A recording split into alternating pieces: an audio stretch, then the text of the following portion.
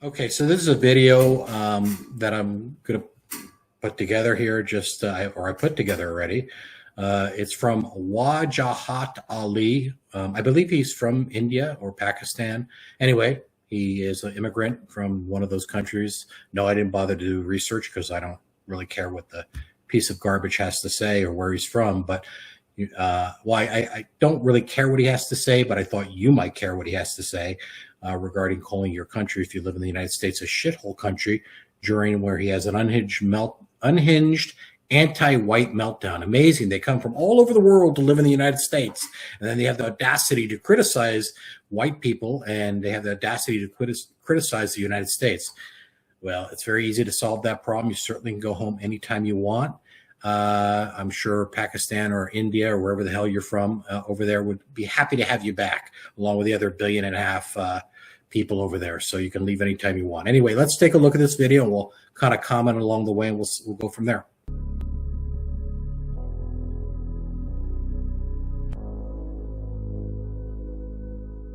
You've lost. You have lost. You lost. The mistake that you made is you let us in the first place. See, that's the thing with brown people. And I'm going to say this as a brown person. There's a lot of us. Like a lot. There's like 1.2 billion in India. There's more than 200 million in Pakistan. There's like 170 million in Bangladesh. Those are just the people there. I'm even talking about the folks who are expats or immigrants. There's a bunch of us. And we breed. We're a breeding people. And the problem is you let us in 1965. There were a few of us beforehand, but once you let one of us in, you know what happens with brown folks? Our grandmother comes, our grandfather comes, our uncle comes, our aunt comes, our cousin comes, our second cousin comes, our third cousin comes. Then we have kids, a bunch of kids. And then guess what? Some white women, you know, the Western civilization women, the pure women, the American women, quote unquote, the Rust Belt women, the real women, they like some of us brown folks. We don't take them. They come to us. We work in the trenches. Can't get rid of us. We're strategic as hell. Can't get rid of us. And there's a whole bunch of us as well. So we're embedded. We are everywhere. We are everywhere. I've traveled this country. I'm going to speak as a brown person. Brown people are everywhere. There will be a Patel motel or there will be a Desi restaurant everywhere. I want you to realize this. You have lost. You've lost. Your story is a shitty story filled with misery. It's filled with bland chicken. It's filled with terrible, terrible dry ass meat. Your music sucks. All your culture sucks. Wow! That's racist. That's why the kids like listen to black people and their music. That's why the kids love Latinos. Your parties suck because they're monochromatic. Our parties have better food, better music, better looking women. So we're not going away. And if we do get sent away, literally your shithole country will become the United States of America. It will sink.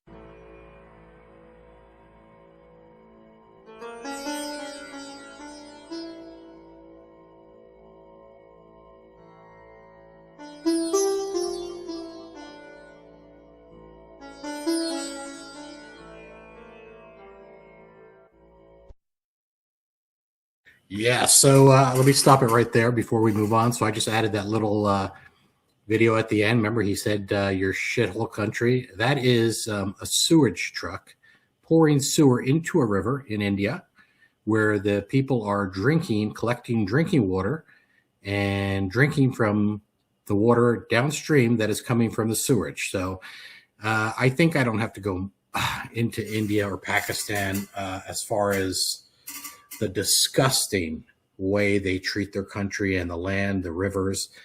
I can't think of any country worse than India, Pakistan, and those countries over there that are absolutely disgusting.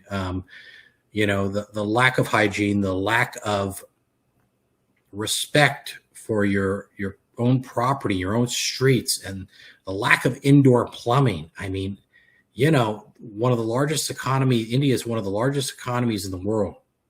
There is no excuse for that behavior. So, yeah, he's a whack job and he's disrespectful. And I think he should get on a plane and head back to India. But anyway, here's one of the white women that he might have been talking about that love him. That he can, you can see from her video that she's more than welcome to go with him back to India. I'm sure she would love to live there, and I'm sure she wouldn't come back screaming and crying back to the United States within 20 minutes of being there. Anyway, so let's take a look at her. I'm going to be honest. I don't feel good about being white every day for a lot of reasons, because it's a point of privilege that I get to move through the world in a way that so many of my other colleagues and friends and family members of the community don't get the privilege to do. And I'm just a female, but just a woman, just a white woman. If I was a white man, I would be functioning from a point of an even greater privilege. I think we're missing an opportunity when kids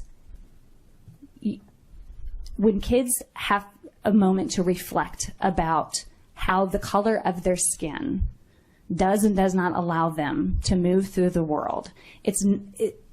Running to them and trying to stifle that and trying to say you shouldn't feel bad, so we don't want to ever expose you to something that is going to make you have to pause and have maybe some internal feelings. It's a missed opportunity for some really good dialogue. This country has undertaken a policy where we are intentionally importing. Well, let me just comment on what she said. So one of the things that's important is to make sure that women like that, well, let me put it this way. Women like that are what is going to destroy the United States and the Western world. It's that kind of ridiculous white guilt that is going around in the United States. That's an easy thing to solve. You take a woman like that, you send her over to one of the third world countries, have her live there for 6 months. She'll come back and she'll never open her mouth again. Or, as I've been saying for more than 20 years, and I came up with this, many, many decades ago. One way to solve all these very angry, liberal, woke women is you need to, if we're all equal in the United States, then they need to change the select service and draft from men need to sign up for the select service, and it should change it from men, all men of 18 years or older. It should be all citizens 18 years or older. That includes young women. Yep, you need to go to war. You need to fight. You need to have your arms and legs blown off. You need to come back in body bags the way men have been doing it to defend this country for the last 250 years. You might not like what I have to say, and I don't really give a shit, to be honest with you. Everybody's getting tired of this garbage. The truth is, if you're equal, then you're going to have to definitely put up there and show us that you're equal. Anyway, here's Nick. Nick is going to give us a little of his insight about what is going on. It is related to the last couple videos of what's happening in the United States. And I think it's great to, I don't agree with everything Nick says, but I think he makes some good points. And so we'll go ahead and take a listen to what he has to say. The country that our parents were born in was 90% European and Christian. That's what the country was. It was Christian. It had one religion, and there were different denominations, but it had the same God. The people mostly came from the same place, and we had a decent, godly family society. It was coherent. It had a largely homogeneous culture. We had a civilization. We had a distinct and identifiable and a good and prosperous civilization. And then we undertook a policy where we began to import tens of millions of foreigners in a very short amount of time, such that they outnumbered the natives. People that have nothing in common with us. They don't share the same language, the same religion, the same alphabet. Forget about the same culture, holidays, heroes, history, ancestry, and yes, race. We did it to ourselves. We brought all these people in, and now the country is unrecognizable. We have made ourselves a minority in our own country, and who the fuck wants to be a minority? Why did the Jews create Israel? Because they don't want to be a minority. Why do black people get together? Why do they have a community? Because they don't want to be the minority. They want to go someplace where there are people that are like them. They want to go someplace where they are in the majority. It is not desirable to be a minority, especially in a democracy. Because in a democracy, the majority rules. So we have put ourselves in the minority, which is not a desirable position culturally and socially. But in a democracy, we have put ourselves in the back seat of our own car. We are no longer even in the driver's seat of our own civilization. By becoming a minority, we are now outvoted by people that have nothing in common with us, people that got here within the last generation or two. We had a distinct and identifiable and a good and prosperous civilization. And then we undertook a policy where we began to import tens of millions of foreigners in a very short amount of time, such that they outnumbered the natives. People that have nothing in common with us. They don't share the same language, the same religion, the same alphabet. Forget about the same culture, holidays, heroes, history, ancestry, and yes, race. We did it to ourselves. We brought all these people in, and now the country is unrecognizable. We have made ourselves a minority in our own country. Well, let me just say this. We didn't do this to ourselves. The majority of Americans didn't want this. The people that are in power in the United States and in the Western countries did this. And they're doing this purposely. And they didn't do this to better the country. They did this to destroy the country. It's a managed decline. This is all part of a plan, the New World Order. And Nick doesn't mention these things, but it's the truth. There's a lot of people who don't mention we're in Nick is not necessarily in mainstream, but he's pretty popular at this point, and he seems to never mention that aspect of it, the spiritual aspect of it, the fact that this is moving towards a one world system, and that the reason, remember, they brought in over 10 million illegals in the United States under Joe Biden. They gave them money. They gave them resources, welfare, food stamps, medical, and taxpayers paid for that. Many places like Chicago is now upside down. They're $1.5 billion short on their budget. And they're raising property taxes to the American citizen to pay for all the money that was wasted and spent on illegals. But don't think this was done as some type of charity, as some type of to help other people for a better way of life by those in power. This is being done to destroy the Western countries. And, so something has to change. I doubt anything will change. I do think this country, the United States, is going to head downhill. And I think people are going to be very surprised over the next several years just how bad it's going to get. And I think you'll see places like Australia, England, you're even seeing, what's the other one I was thinking about the other day? Well, you have Australia, Canada. Canada, as you see these countries being destroyed through immigration, illegal immigration, through massive spending. And this is what's happening, and people need to wake up to it. Country. And who the fuck wants to be a minority? By becoming a minority, we are now outvoted by people that have nothing in common with us, people that got here within the last generation or two. And it's changing everything. It's changing everything about our civilization. Whereas we used to look at the age of exploration and Christendom and the Roman Empire and the founding of our country as a good thing.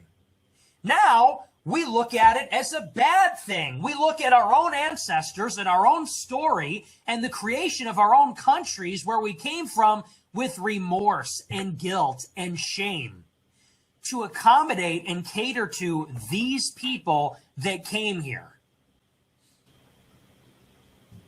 And our kids, I don't have kids, but if I do, they're going to go to a school. Think about how fucking sick this is. Your kids are going to be in kindergarten, and 90% of the classmates are going to be non-white, and the teacher's going to be non-white. You're going to have one or two white faces in a kindergarten class in Minnesota full of Somalians in hijabs. That's your country.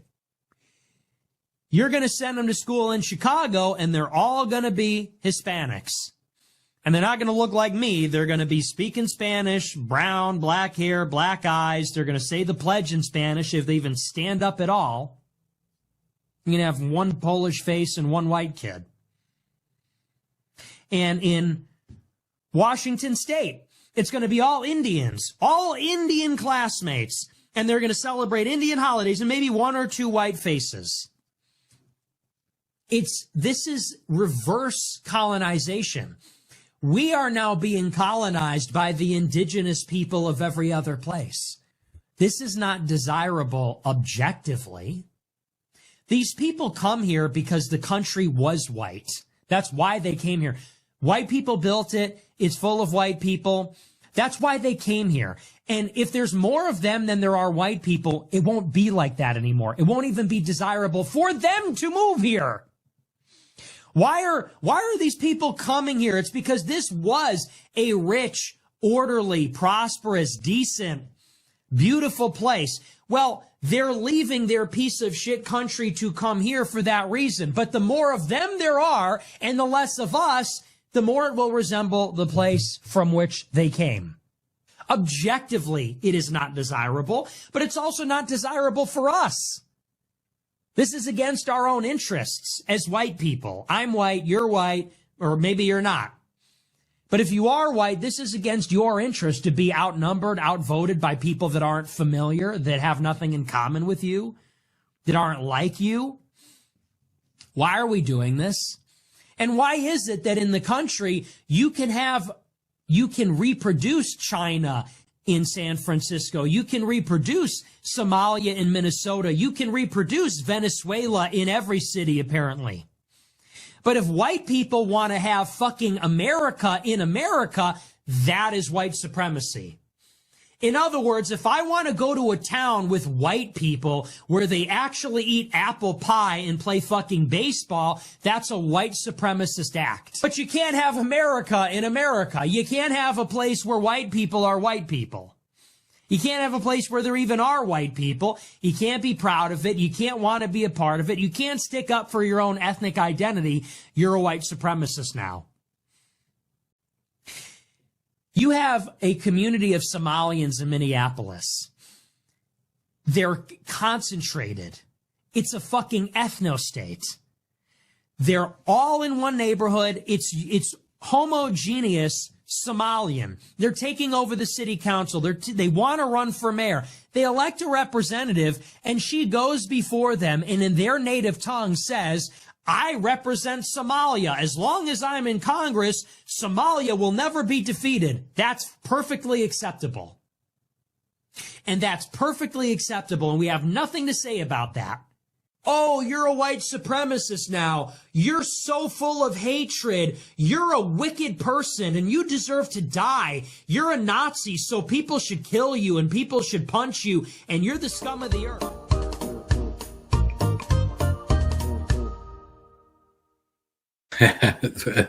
Well, there you have it. And I think that last part of the video was quite telling.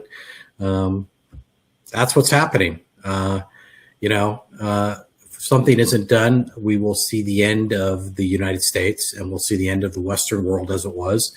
And these countries, such as the United States and Germany and France and England, will all be turned into third world countries at some point.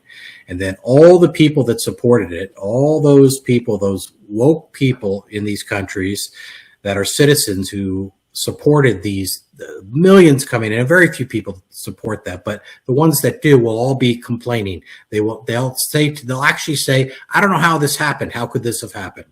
Anyway, it is our leaders who are doing it. It is treason. Yeah, it's treason. And they are violating the very Constitution of the United States by by allowing these illegals to come here and by giving them taxpayer money. And so something has to be done, and it's not going to happen through the, you could see with Donald Trump winning the presidency, that nothing's going to change. It's not going to happen through voting. I'll tell you that. Anyway, like and subscribe. Thank you.